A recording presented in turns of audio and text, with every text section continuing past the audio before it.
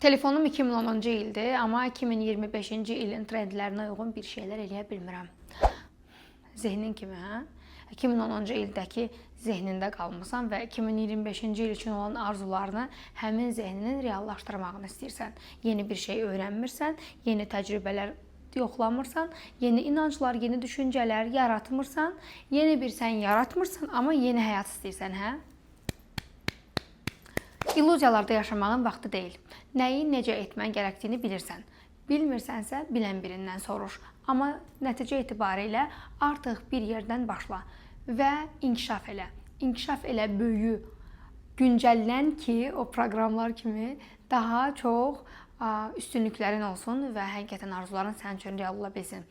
Eyni adam olub, fərqli nəticələr gözləməyin çox qəribədir. Bu və bu tip mövzuların hamısını Femit 1-də işləyəcəyik. 1 iyun başlayırıq, 5-7 həftə birlikdəyik.